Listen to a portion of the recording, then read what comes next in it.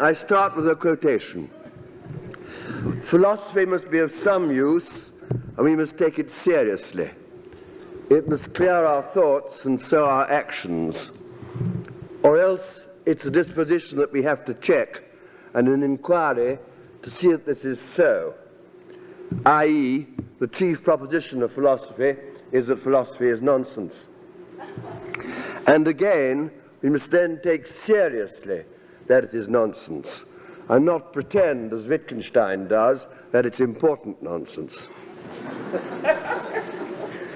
In philosophy, we take the propositions which we make in science and in everyday life and try to exhibit them in a logical system with primitive terms and definitions, etc. Essentially, philosophy is a system of definitions, or only too often, a system of descriptions of how definitions might be given. This quotation comes from a book called The Foundations of Mathematics, a collection of papers by F.P. Ramsay, a Cambridge philosopher who died in 1930 at the early age of 26. The paper in which it occurs was written in 1929. It represents a view of philosophy which was then coming into fashion, at any rate in England, and to a lesser extent in the United States.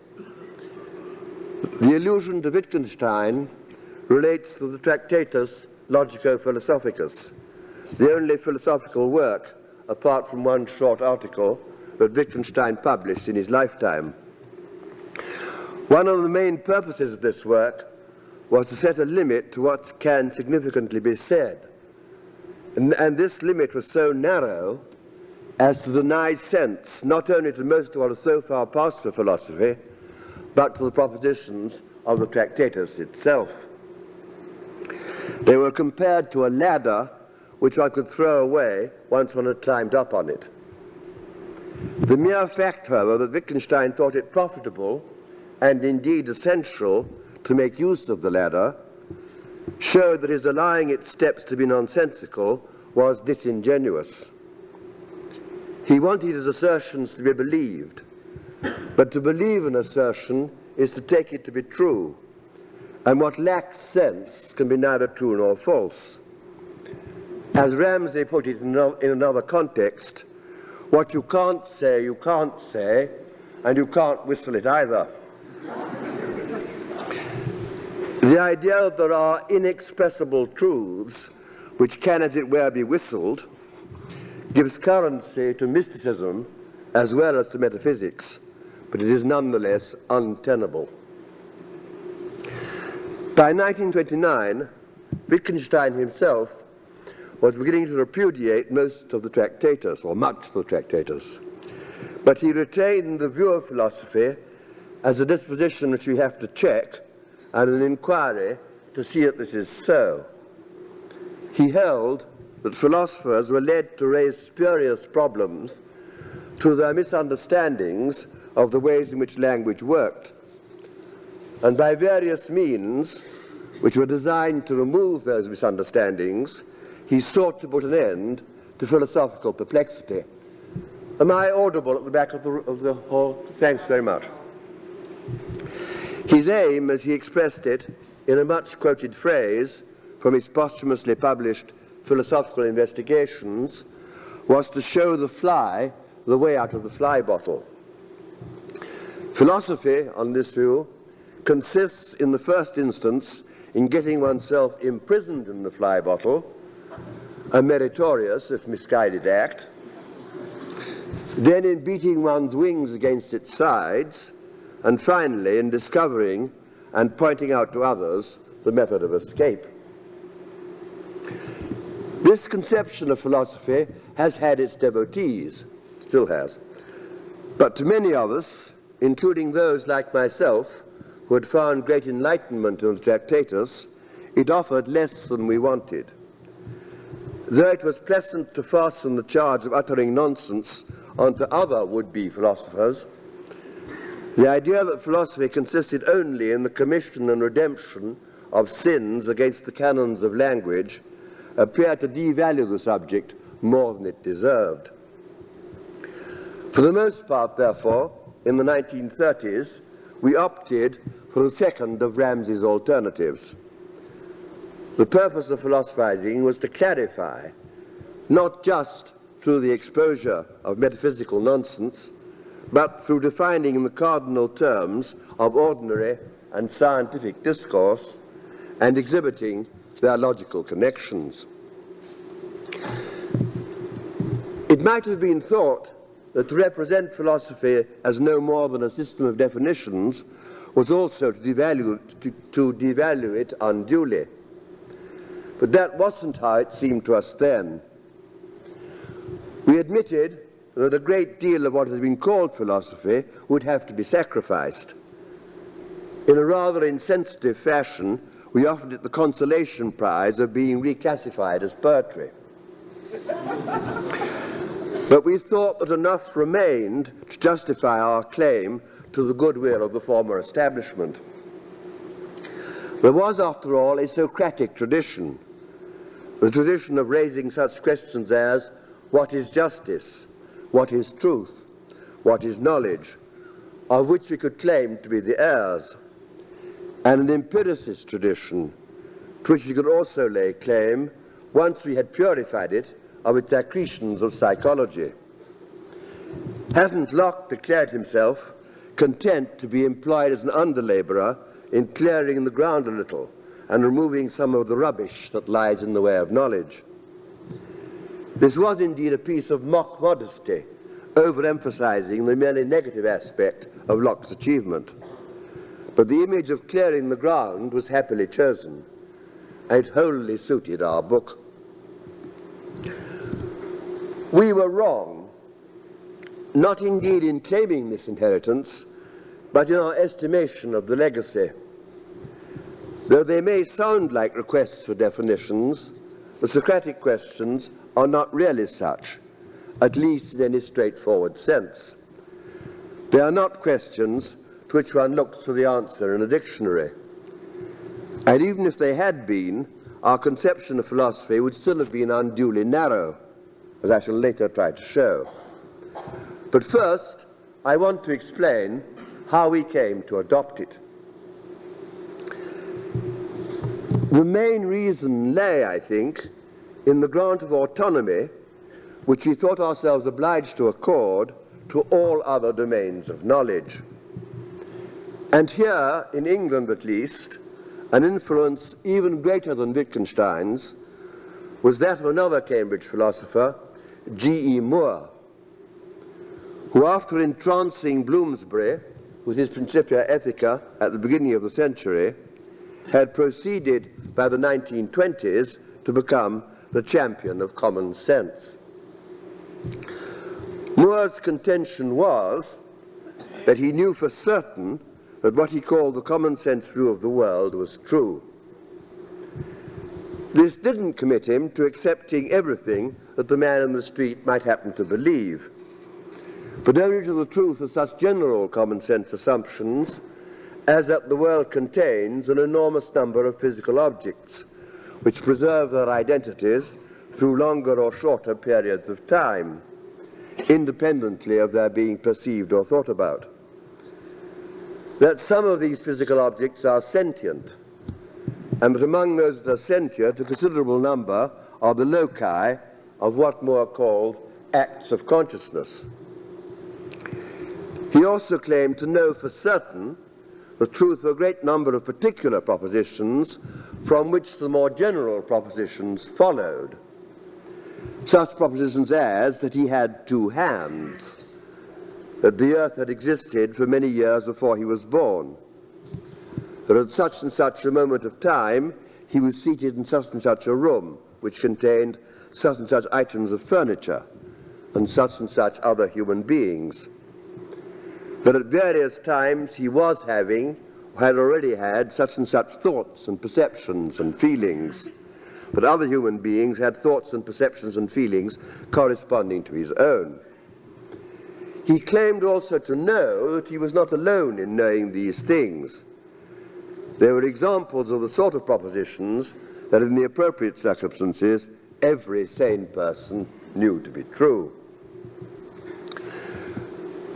Moore didn't give any argument to sustain these claims to knowledge. As in his celebrated lecture to the British Academy, in which he proved the existence of the external world simply by holding up his two hands and saying, here's a human hand and here's another, from which of course it follows that there are at least two physical objects, from which it follows that there is an external world, he was content just to reaffirm that he did know what he said he knew. It is, however, obvious that he wasn't making these claims in the void. He expected his audience to accept the proposition that those hands existed because they could see them, and if they were doubting Thomases, touch them too.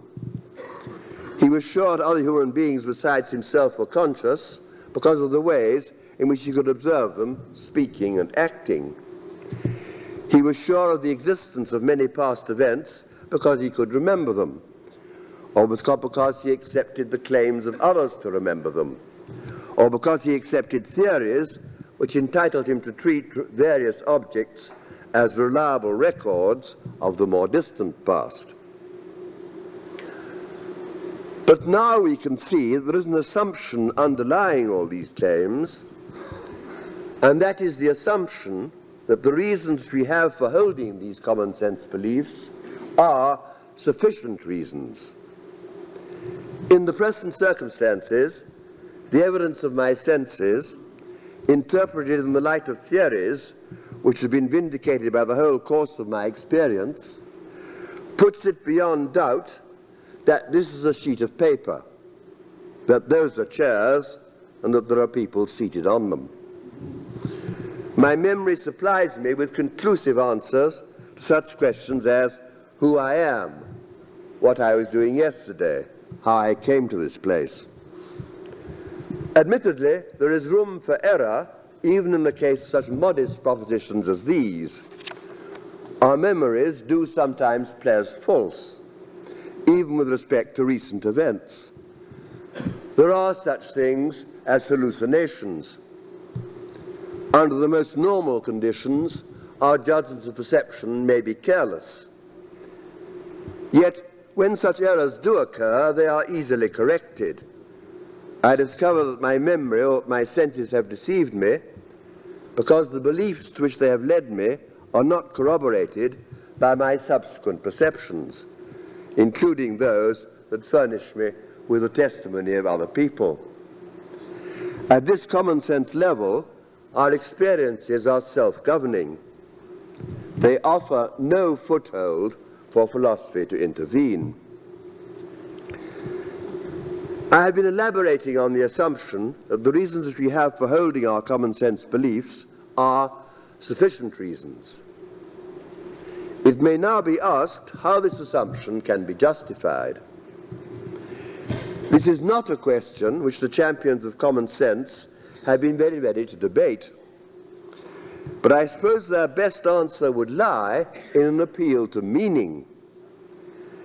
They could argue that sentences like, "This is a sheet of paper," are used in such a way that the occurrence, under conditions such as these, of such experiences as I am now having, establishes beyond reasonable doubt the truth of the propositions which they express. And similarly, what a bad code you have, worse than mine. And similarly with the other examples.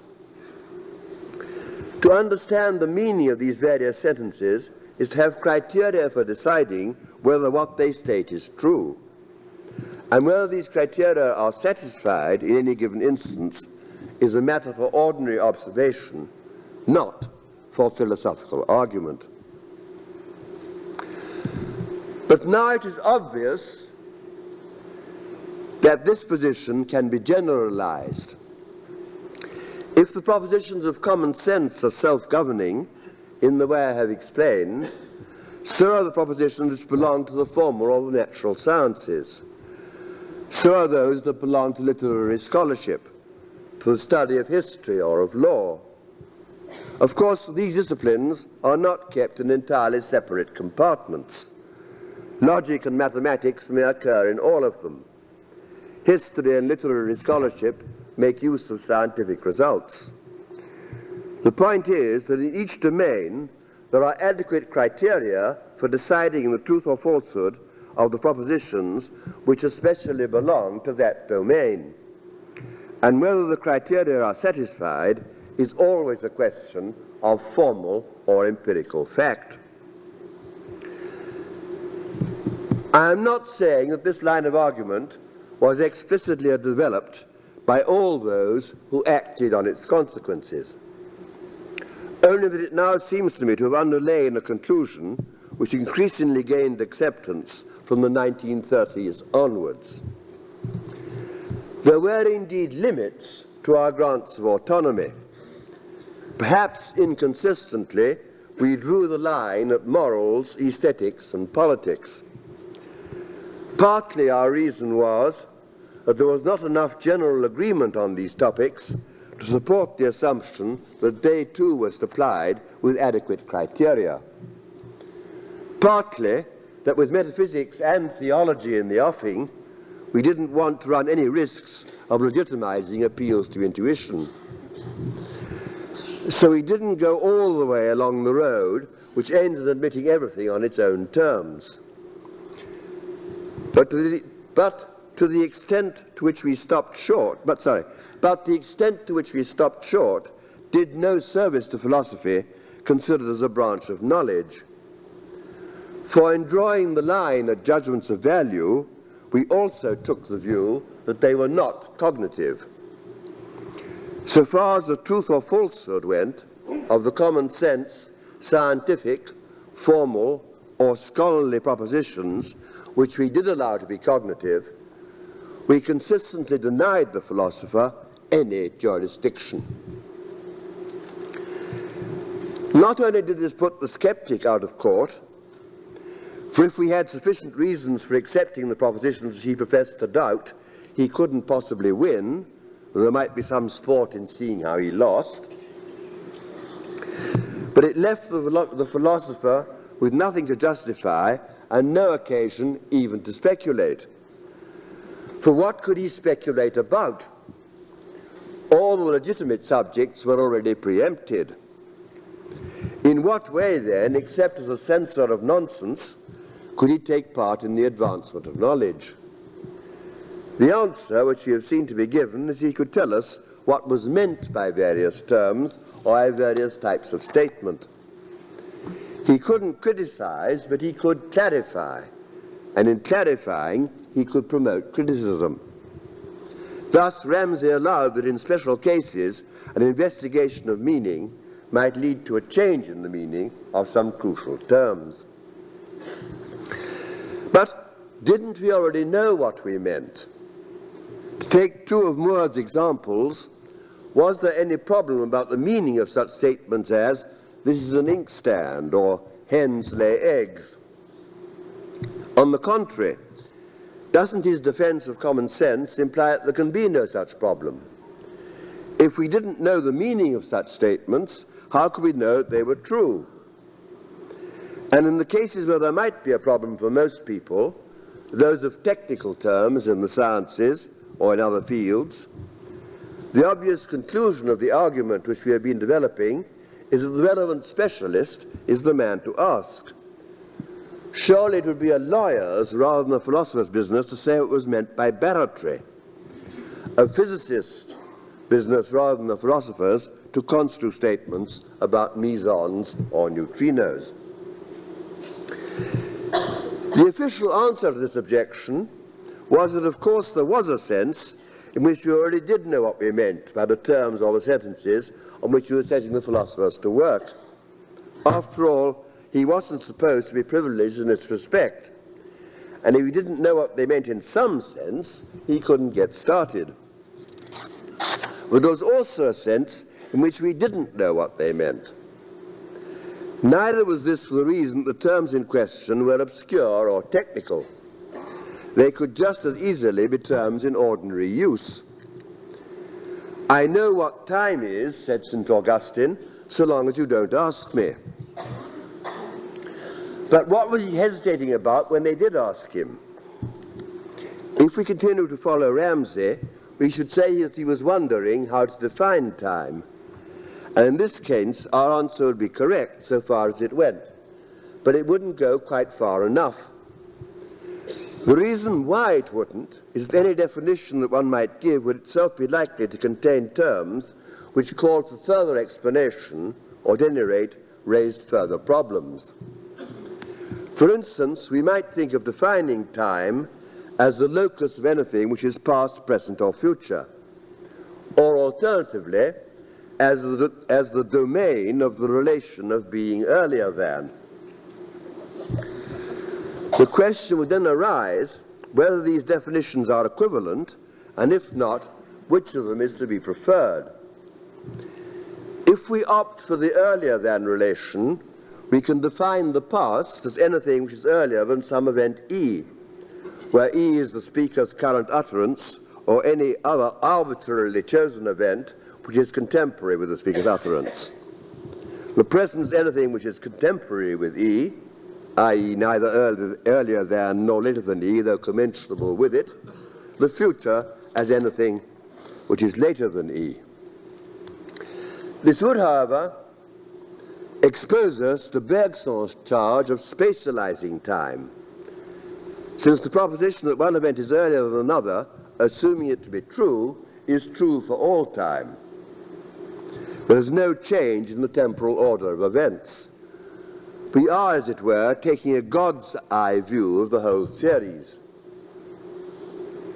But then what has become of the moving finger, the ever-rolling stream? It survives only in the fact that our own states, and consequently the different standpoints from which we actually survey the series, themselves occupy successive positions in it. Alternatively, if we take the notions of being past, present, and future as primitive, we can define the earlier than relation in terms of one event's being past and another is present. But then our account of time will always contain a subjective element, since it will not only be describing the temporal series from a point of view within it, but relating all our descriptions to this point of view. The moving now can be indicated only demonstratively in some actual context in which the speaker finds himself. Neither is this the only problem about time. If we conceive of motion as continuous and want to escape from Zeno's paradoxes, we have to treat the moments of time as forming a compact series on a par with the points in space. If Achilles had to pass through an infinity of points one after the other, not only could he not catch the tortoise, but he couldn't get started. Before he had run a yard, he would have to have run half a yard. And before he had run half a yard, he'd had to run a quarter of a yard. And before that, an eighth of a yard.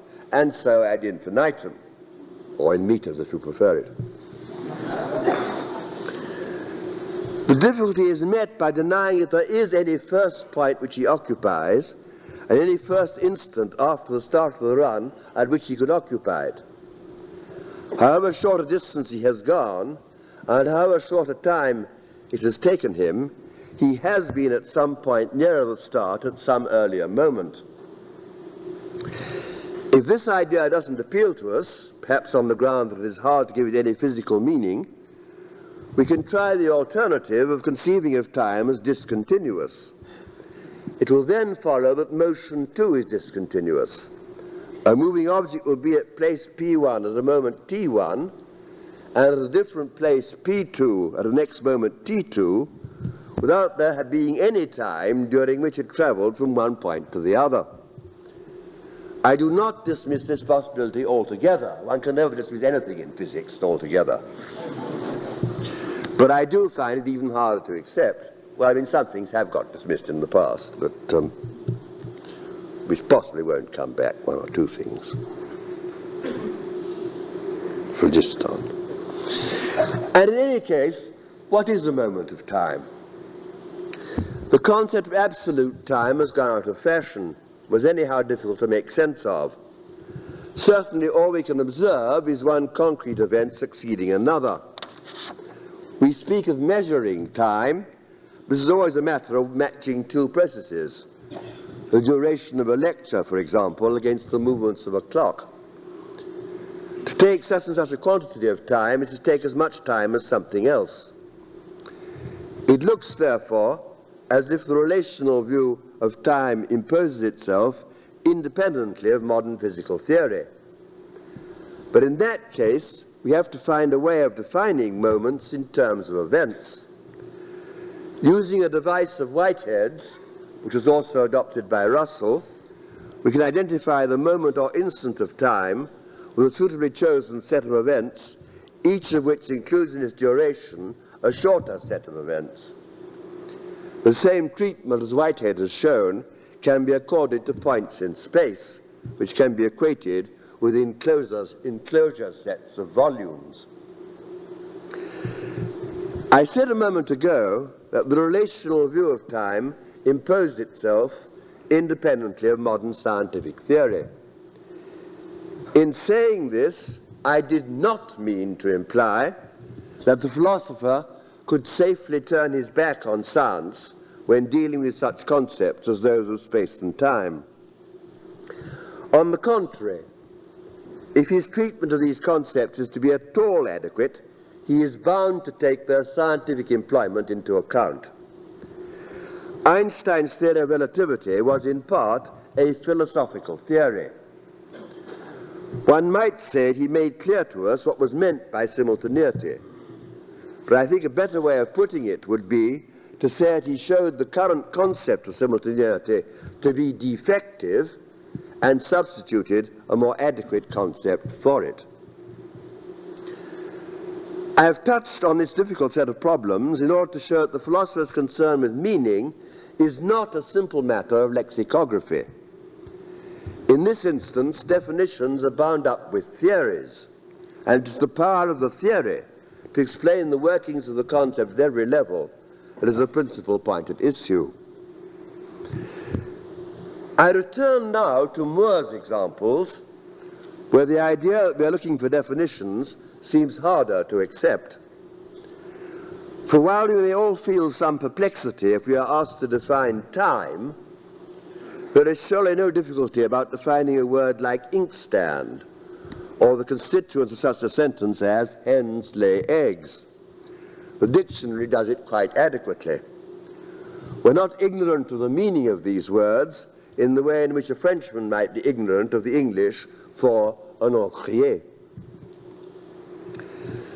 But in what way, then, are we ignorant of their meaning? The stock answer is we do not know how to analyze the sentences in which they occur. We know what is meant by the English sentence, this is an inkstand. We don't know how to analyze it. But what is the difference between knowing what a sentence means and knowing how to analyze it? The distinction is due to Moore, but he never properly explains it. In some cases, indeed, there would seem to be no difference. Thus, an example which occurs in the work of Moore and others is the proposition that brothers are male siblings, which one could easily find out from a dictionary, not from a French dictionary, because there is no French word for sibling, as I discovered the other day to my embarrassment. But from an English dictionary, yes, and a German one. It's not, however, a very good example, since the question what brothers are is not of any philosophical interest.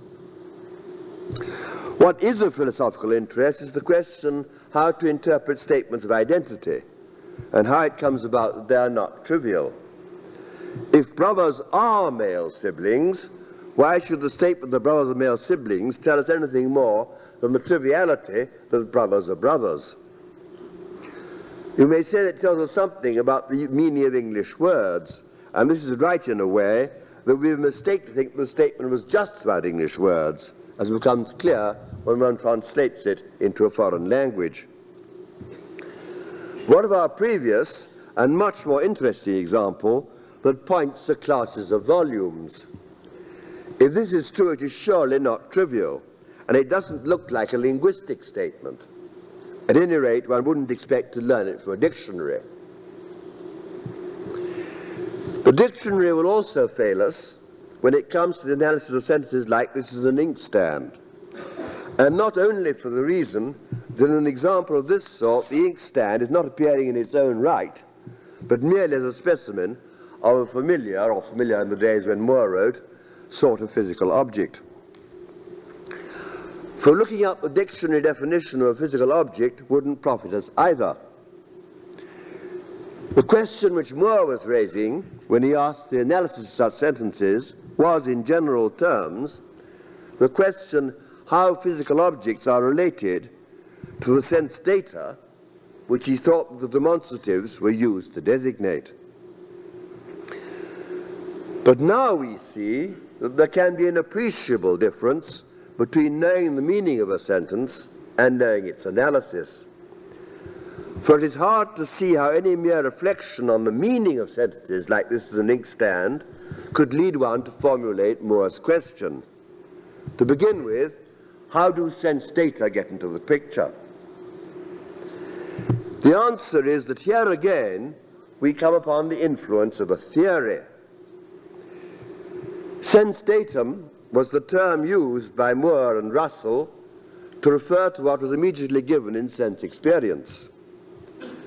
Up to that time, the time of their writing, early part of this century, there had been fairly general agreement among philosophers that our perception of physical objects was not direct.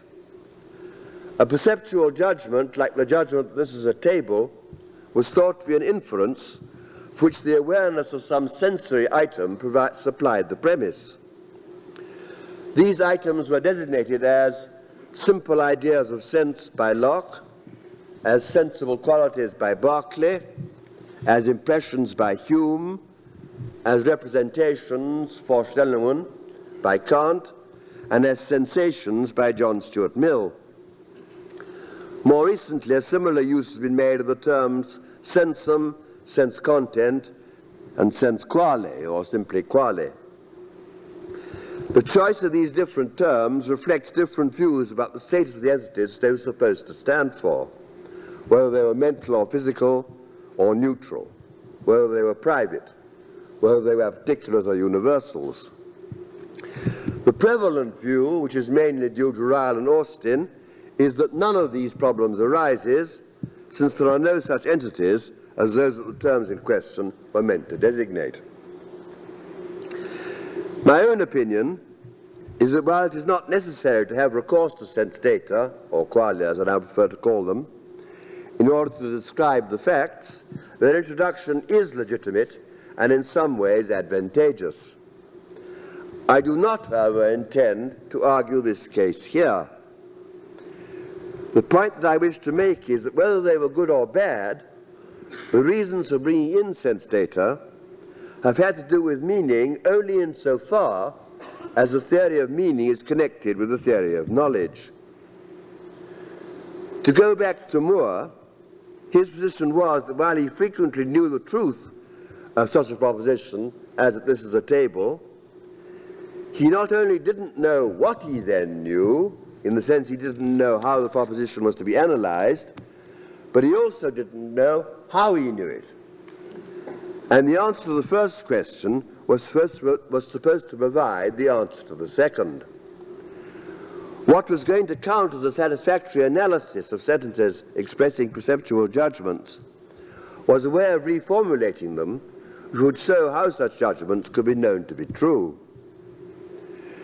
Thus, sense data came into Moore's analysis because of his assumption that it is only through being presented with some sense datum that one gets to know that such and such a physical object exists.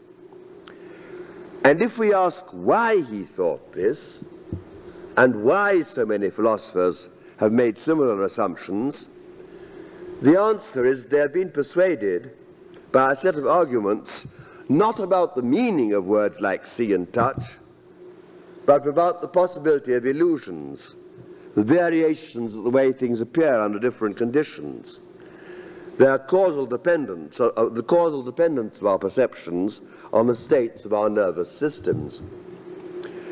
These arguments bear on the meaning of sentences like this is an inkstand only insofar as they supply us with a motive for redescribing the situations which we take as warranting our acceptance of such sentences. If, as I believe, it is possible to meet the objections that have been raised against the use of a term like sense datum, its introduction can be defended on the ground that it helps to bring out the complexity of these situations, which, but for those arguments, we might have overlooked.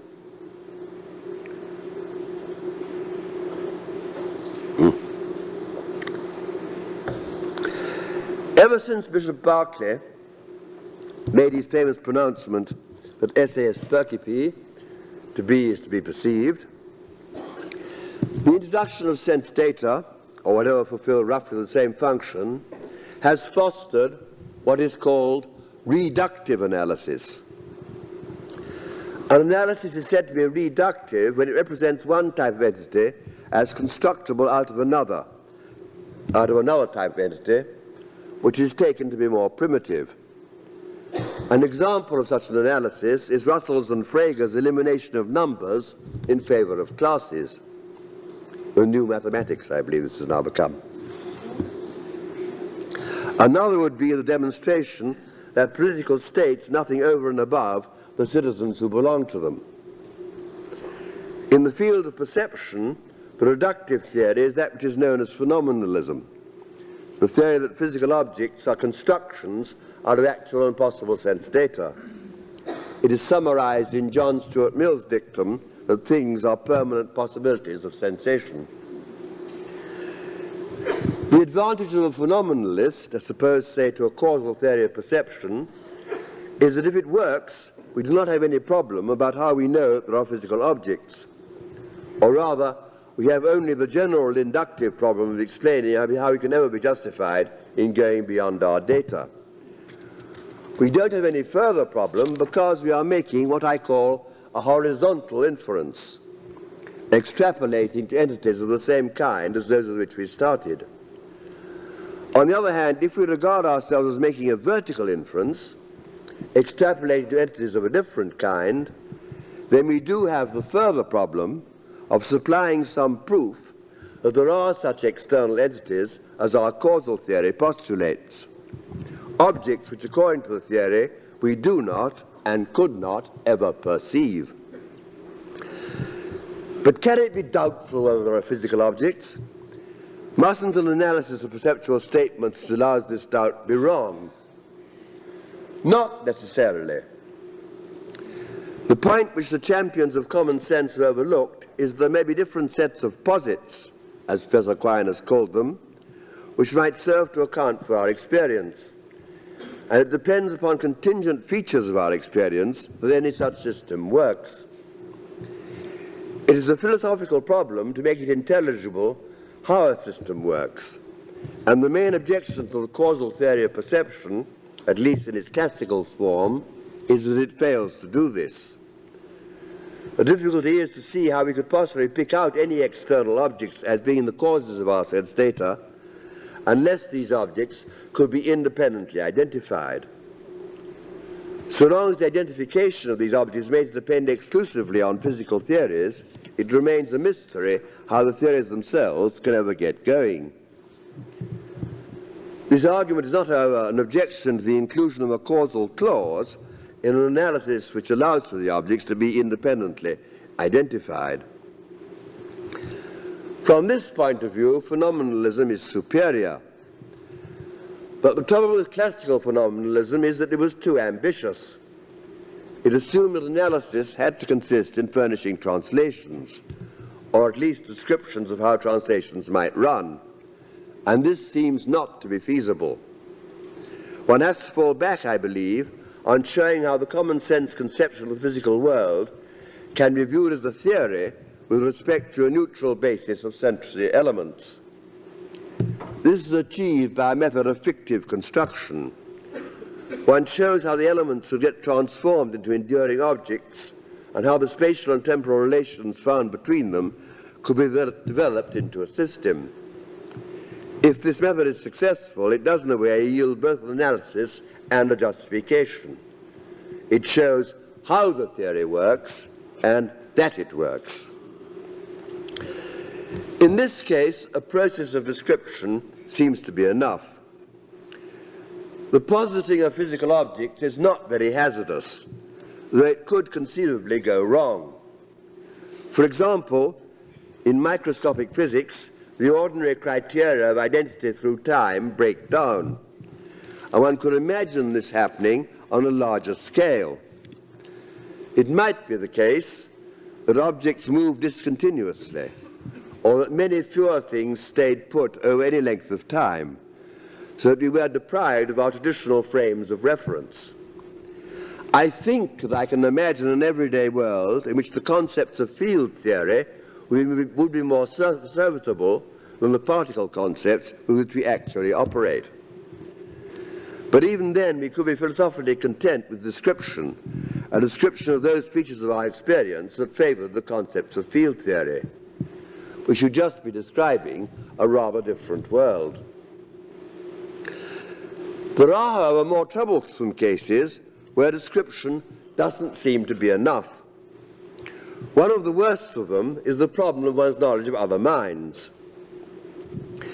Here we have no particular difficulty in describing the criteria that we actually use. How do you know that he's depressed? He told me so. Look at him. He doesn't play with the children as he used to. He tried to kill himself. There is no question but that these are acceptable answers, at least in the sense that we unhesitatingly accept them when we're not philosophizing. We can be wrong, of course. He wasn't depressed at all. He had fallen into a Byronic phase. This comes out when the psychiatrist gets onto him. But then it does come out.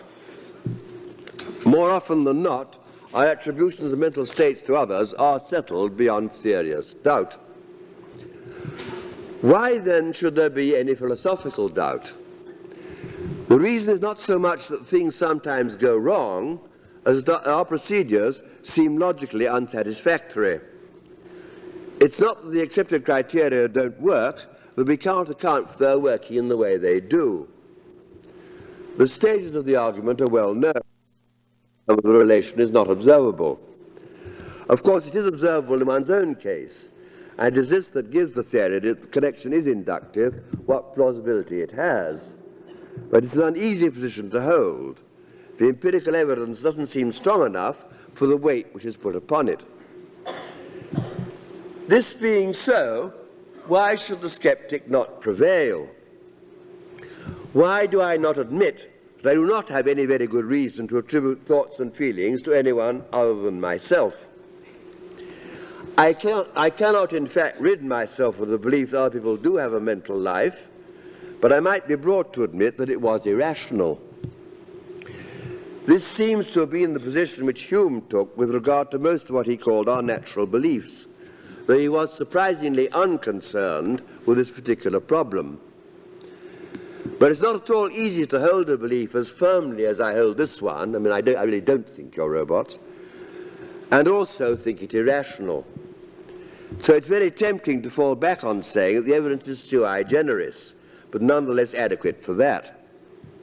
The trouble is, the skeptic's argument remains unmet. In one way, indeed, the skeptic has prevailed.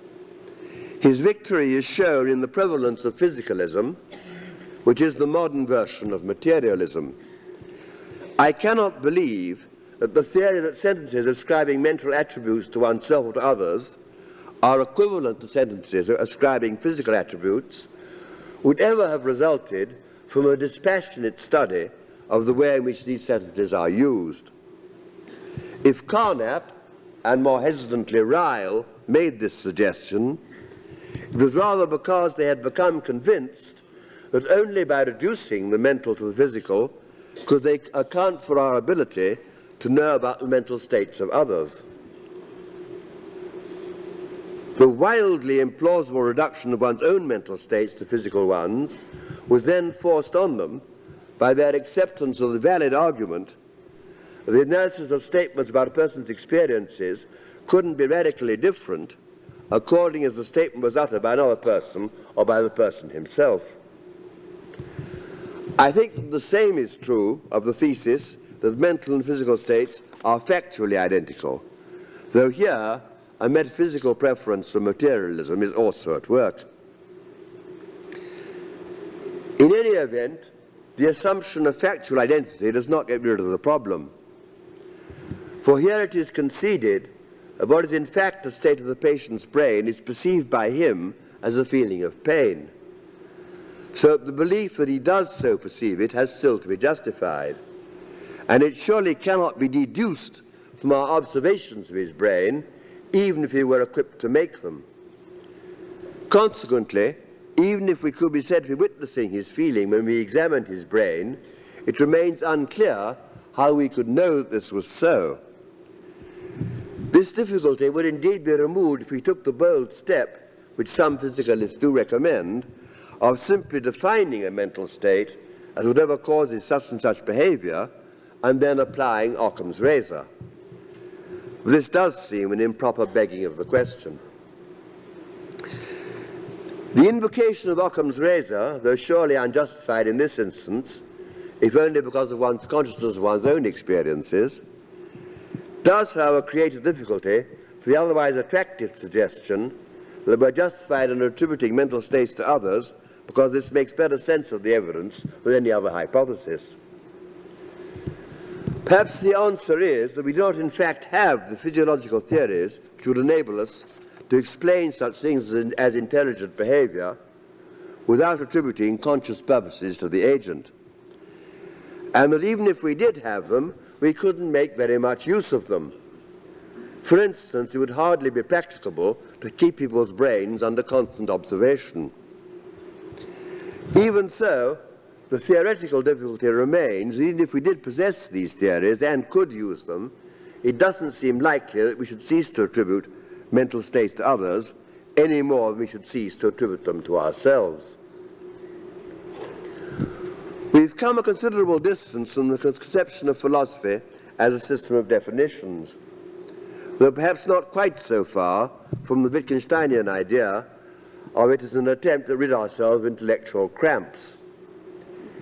In the case of the problems which we have just been discussing, the Wittgensteinian approach gains some support from the fact that in dealing with them, we don't expect to come upon some new piece of evidence, some fresh clue to the existence of physical objects or other minds which had so far been overlooked.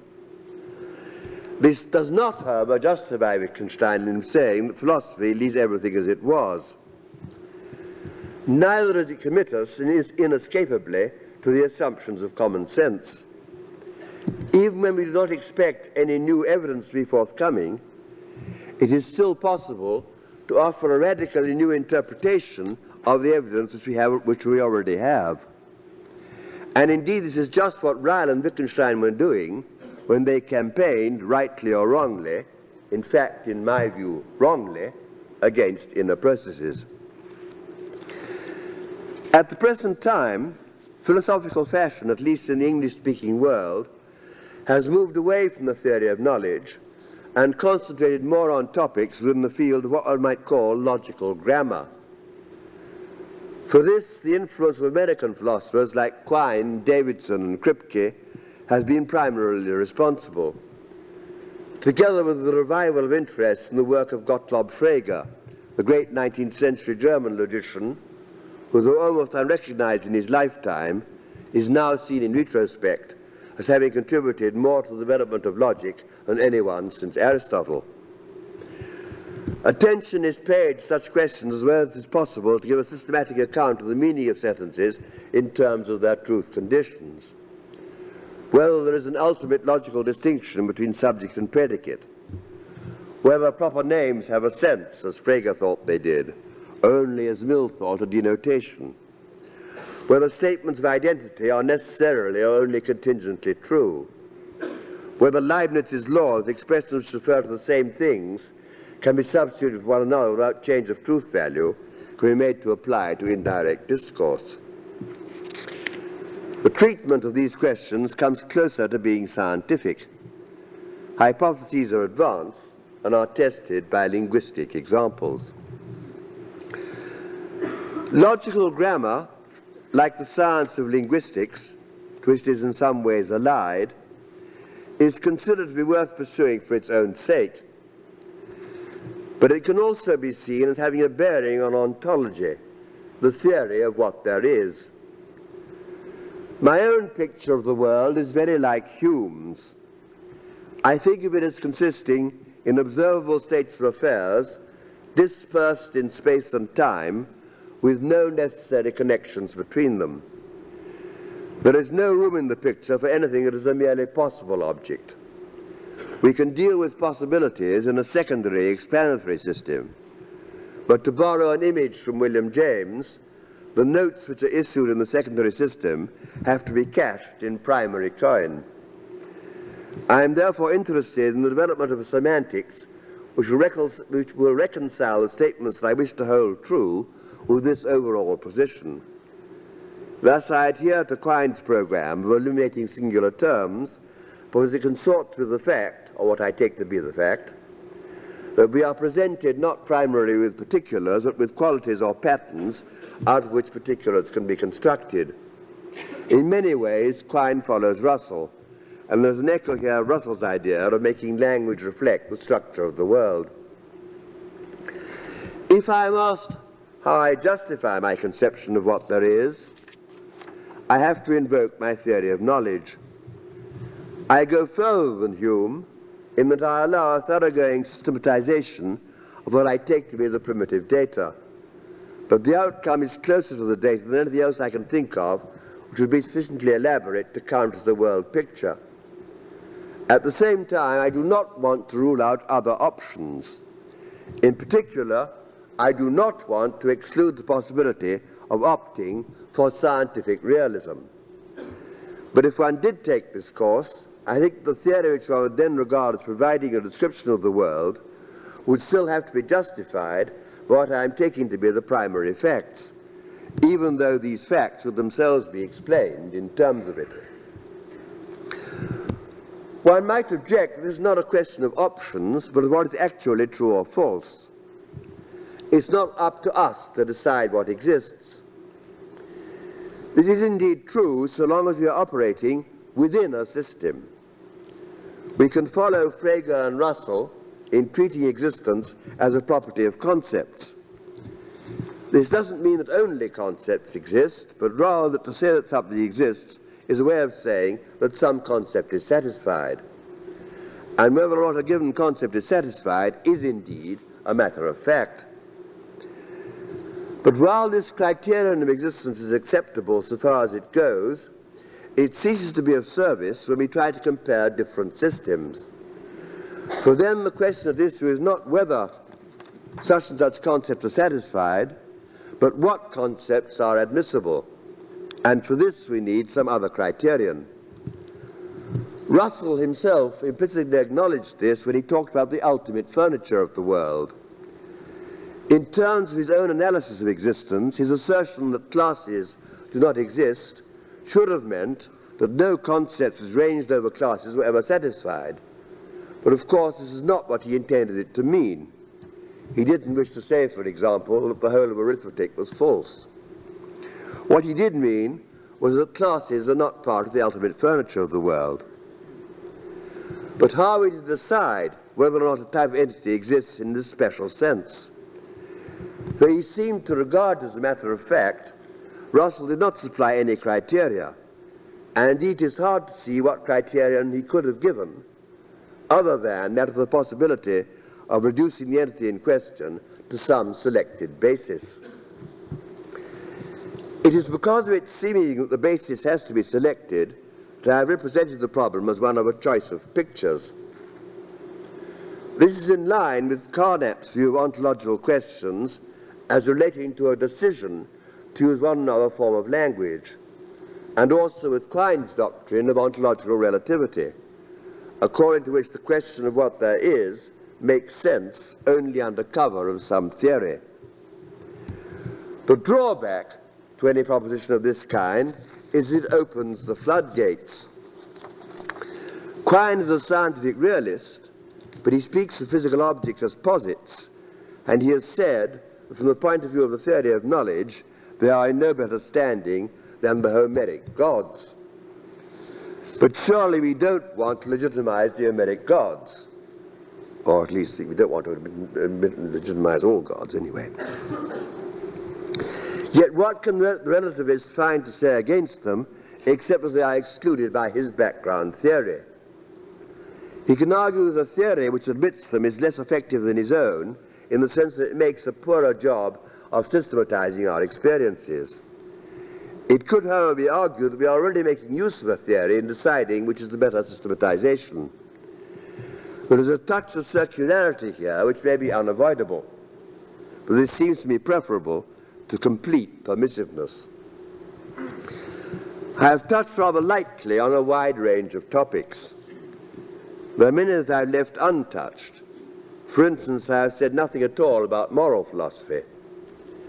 But I hope that I have been able to give you some idea of the course that the analytical movement has been taking.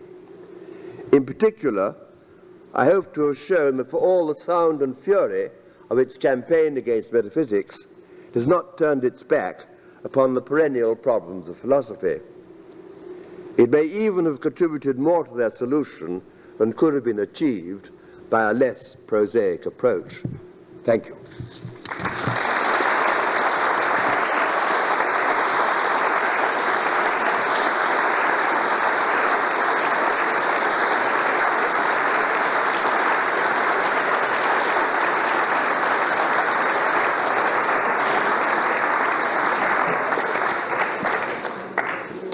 Ladies and gentlemen, although we have a large audience, Professor Ayer has agreed, as is the custom of the Institute, to answer questions. So if there are questions from the audience. You said you didn't want to touch moral philosophy. I said I hadn't touched it. Well, what would you answer Oxford students who wanted a more ethical basis? Sorry? Didn't hear. What would I answer to what? Oxford students who wanted more ethics in philosophy they were studying. What would I answer to them? I'd say go and see Professor Ayer.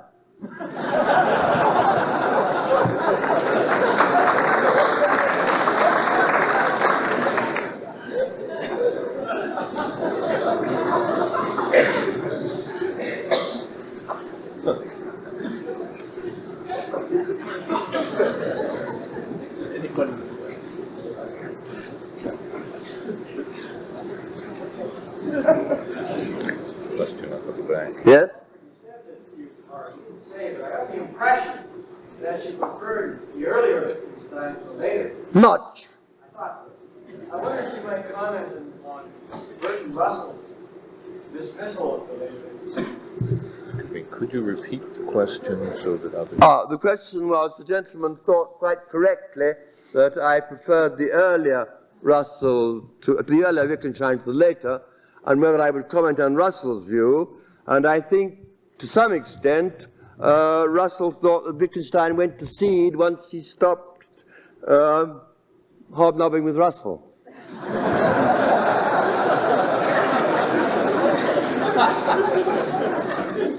And I think he was right.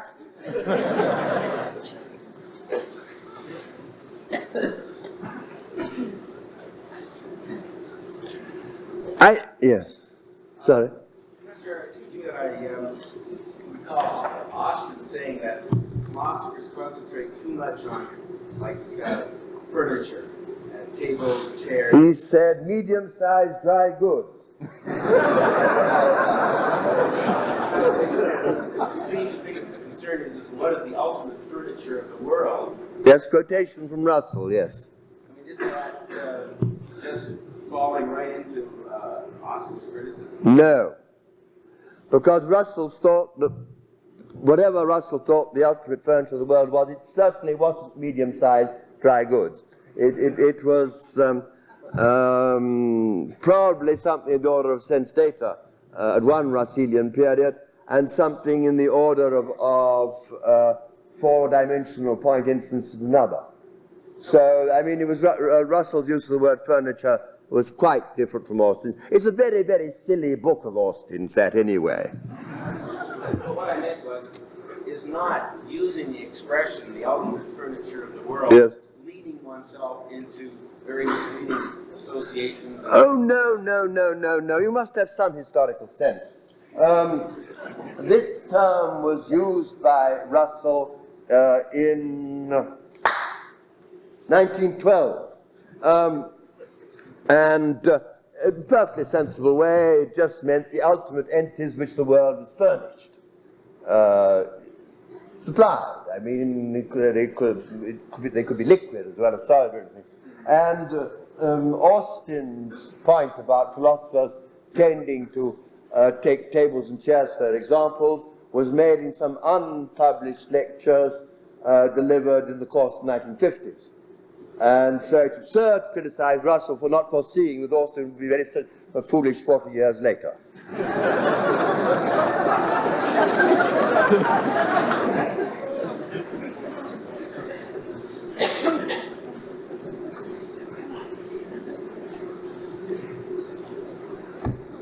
If there are not other questions, I'd like to ask Professor. Oh, we haven't started yet. Come on. All right. Let's have a sensible question. I would like to know from you, Graham. Yes, I can see.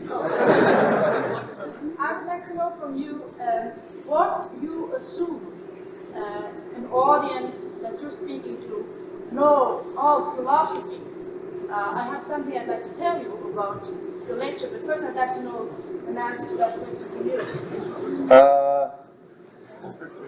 I don't think I assume they know anything.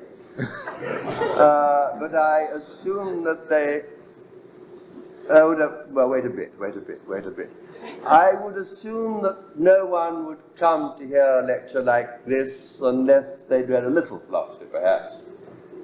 Or had at least heard some philosophical talk on the third program, or vaguely familiar with the kind of noises philosophers make. But I would not assume that they had necessarily done much research in it. Why? Well, because I found your lecture often very hard to understand. Just the language used, words that you choose, that I'm not a philosopher, I've not studied philosophy. I don't immediately understand. Yes, I think you might quite easily be right. And I have my book filled with millions of questions of what do you mean by this and what do you mean by that. And I'm wondering if there's some, if that's you can't. Yes, I mean, if you see that's the problem. Philosophy, like any other discipline, has its technical terms. And you wouldn't really come to a lecture in chemistry and having no knowledge of maths whatsoever and no idea what the molecule meant or atomic weight, what do you mean by that, and so on. It's awfully difficult to write about a subject which is, to talk about a subject which is technical without using, to some extent, technical language. I do try to use as little as possible. Now, people do have the ludicrous idea that, and to some extent, philosophers, people like Austin, that all you need to understand philosophy is an ordinary use of enough knowledge of English to never to read the Times. This is just false. It is a technical subject. I have tried to make it, well, intelligible. I mean, to people of reasonable intelligence. But I think it's quite likely that I have used terms that needed more explanation than I gave them, in which case all I can do is apologize and say that the same would have happened had I been a physiologist, a physicist, a chemist, or anybody else who's engaged in a technical subject. Perhaps even a historian.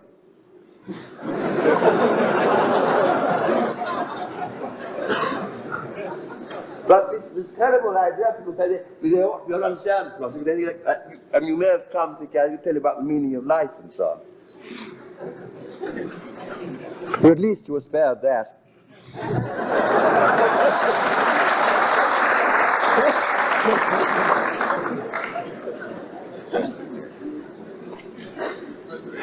Yes?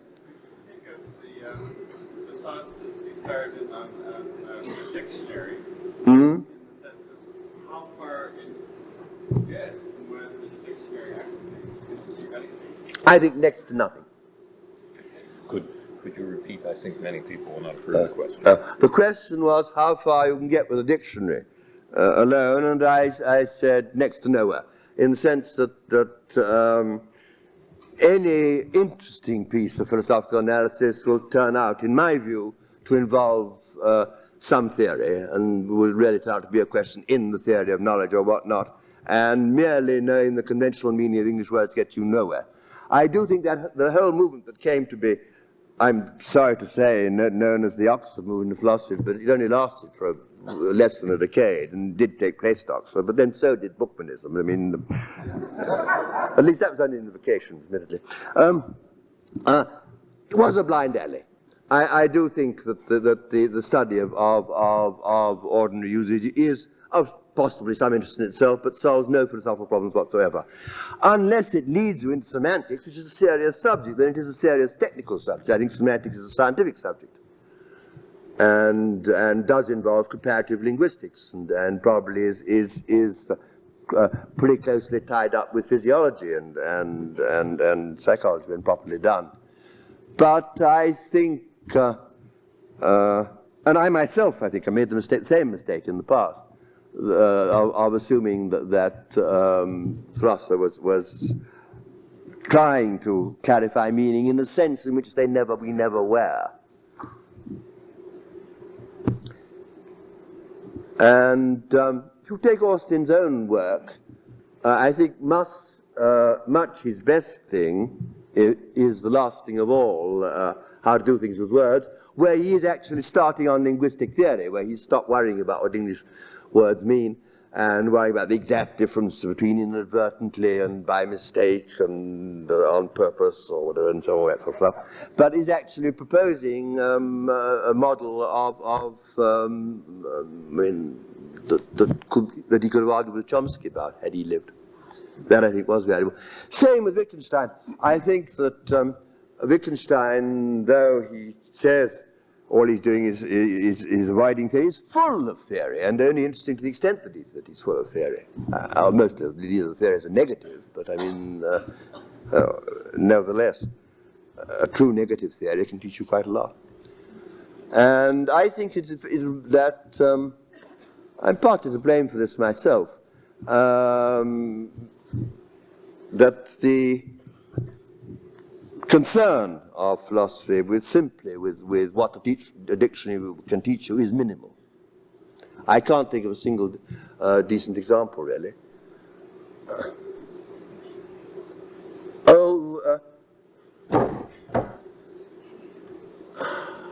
No, I was thinking possibly in philosophy of law, but even then not. Yes? Gentleman with a bad digestion. Yes?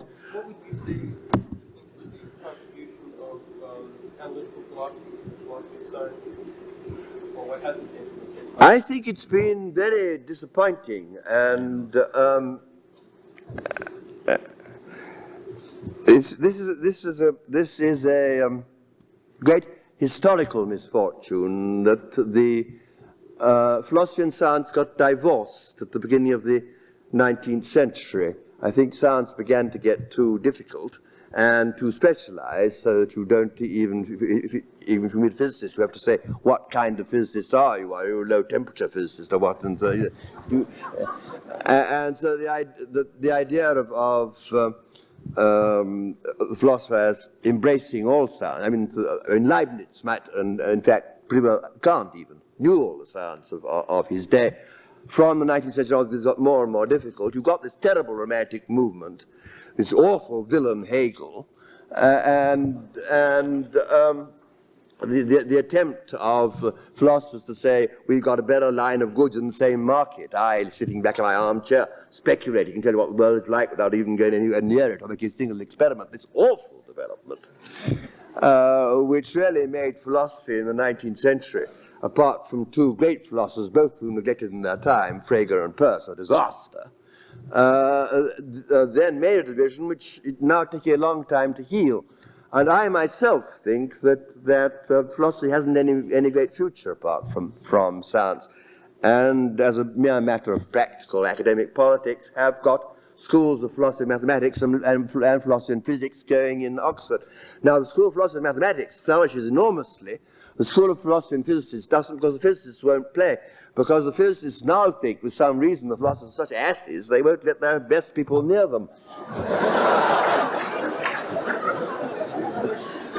And it's very hard to get this thing going on those terms. All we get is the men they think not good enough to do physics. But we keep trying. But I'm perfectly certain that the best philosophers, if we can somehow get them in the next 50 years, are people who are going to come from within the sciences, and if not from within physics, then possibly from within biology, because I think physics had the first half of this century, and biology is going to get the next half. These are the great, and physiology, particularly physiology. Now, I think it's absurd people to go on about the mind in the way people like me do. I'm part of a dying race. I'm one of the people who had a classical education and nothing at the purpose.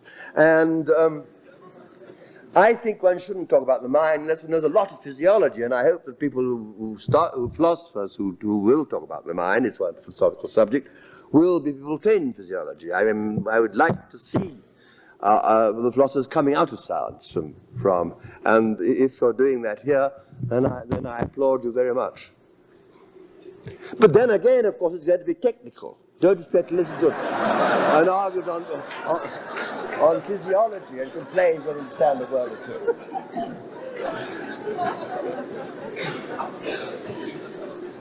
Yes. But that is a question of science and philosophy. What are your opinions of Sir Popper in this respect? He's a megalomaniac, but very clever. Excuse me, the audience wouldn't have heard. Well, perhaps as well they didn't.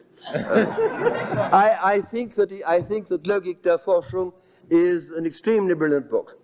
Peirce had the ideas before him, but it wasn't plagiarism because nobody knew. I mean, Peirce had the ideas for everybody, but certainly at the time that Popper wrote Logik der Forschung in 1934. He didn't know anything about Peirce. It was only later that they discovered that Peirce had thought it first. I think that Popper slightly overplays his hand. It seems to me that he rather treats the whole of science as though it was modeled on the Michelson-Morley experiment. And that if you count botany as science, for example, then Popperian method third work. And actually, even in the Logik der Forschung itself, he abandoned his own criterion. Because if you remember rightly, his criterion is that he attacks the Viennese positives for saying it's a question of meaning rather than of what's scientific or not. But so he substitutes scientific content. And his criterion for proposition having scientific content is formally incompatible with the basic proposition, remember? Or with some conjunction with basic proposition. The basic propositions are defined as propositions assigning observable properties to finite regions of space-time. Now he lets probability statements into the scientific fold and interprets them in an open frequency fashion which doesn't allow them to be falsifiable, because notoriously an open frequency statement can't be falsified, because even if you've got a million heads, it can always be compensated for by a million tails if the series is open. Therefore, and then he says, we're going to count something as falsified when it really reaches more than an arbitrary statistical improbability. But this is to abandon his formal criterion. So even in Logik der Forschung, he cheats. But it's still a very, very clever book. And lately he's gone mad, I mean, who knows? As one gets older, and it can happen to any of us. I think we might have 3 more questions. Yes. I ain't going mad, I'm going to smoke. Go on, yes? What do you believe would exist in the world without the existence of human consciousness? Question? The question is, what would exist in the world without the existence of human consciousness? Well, I suppose very much what did exist before human beings came on the scene and what will exist when they've disappeared.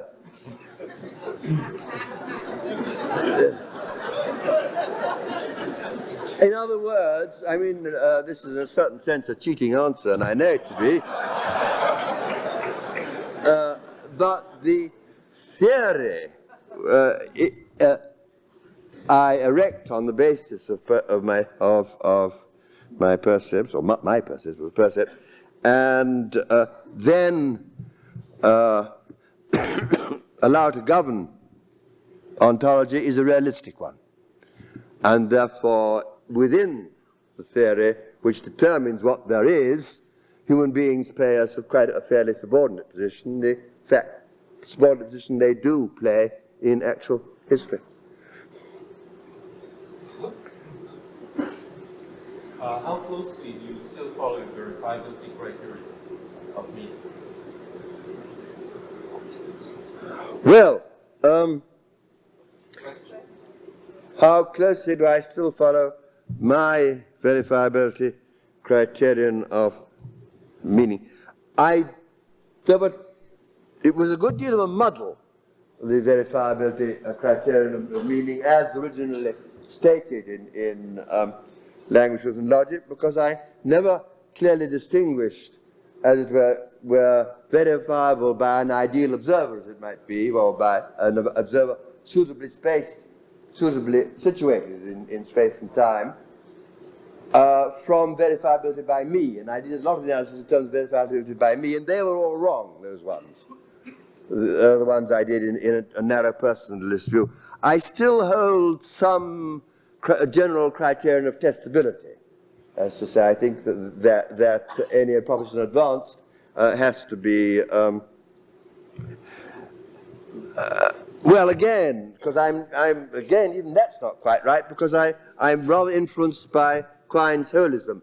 So I'm inclined not to require every individual proposition to be independently testable, but any theory, I think, makes sense only if there's some way of determining in the end by observation whether it's true or false. But this, of course, is very much weaker than what I started out with 40 years ago. I mean, the old grey mare, she ain't what she used to be.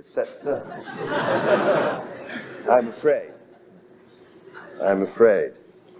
But it was jolly useful while it lasted, the principle of verifiability. And a certain kind of nonsense won't come back. And even though it never got properly formulated, a lot of the uses which I put it were questionable. Nevertheless, it did do a good cleansing job. But that, of course, isn't as good as it's being true.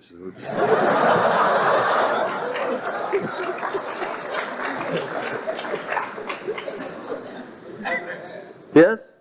The main task of analytical philosophy seems to be to close the door on metaphysics. Would you say that... Oh, I wouldn't any longer say that. In fact... I was just going to ask... Sorry? Would you say that the findings of nuclear physicists have opened the door to metaphysics again? And how would analytical philosophy address... I'm now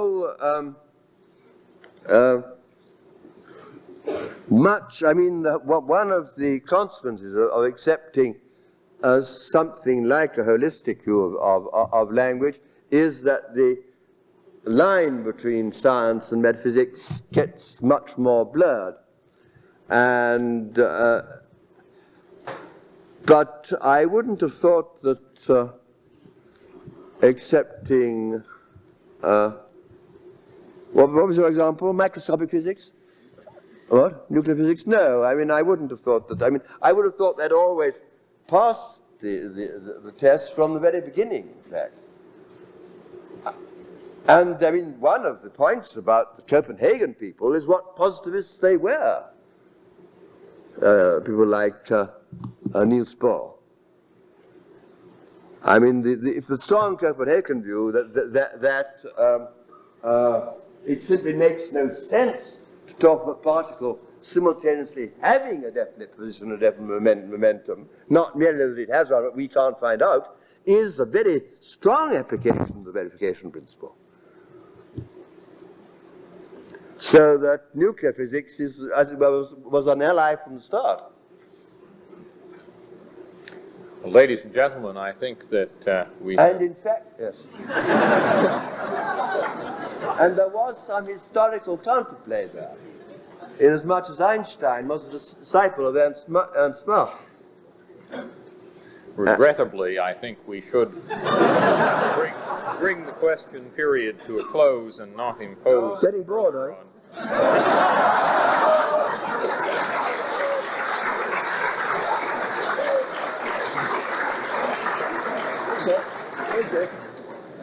Okay, you are stopping me from smoking if you stop it now, quite true. So, I'd like to ask Professor Remnant if he would thank Professor Ayer on our behalf. oh. Professor Ayer's permission. I hope the audience will excuse me if I don't attempt to plow my way down to the front of the hall.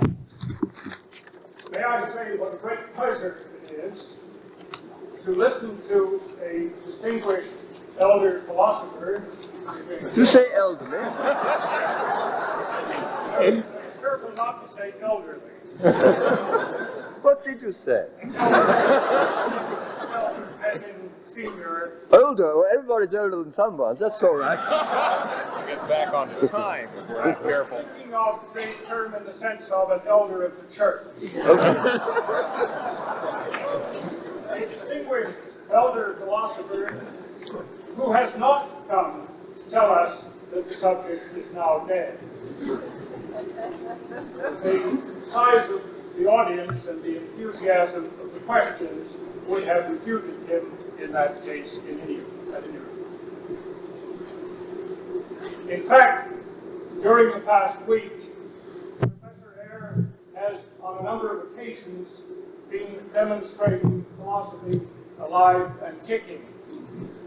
And he has done this in a series of meetings, of which this is the last, in which he has taken his audience skillfully, most of his audience, I should say, up to the cutting edge of the discipline at which he is still working, and has shown them what is taking place there.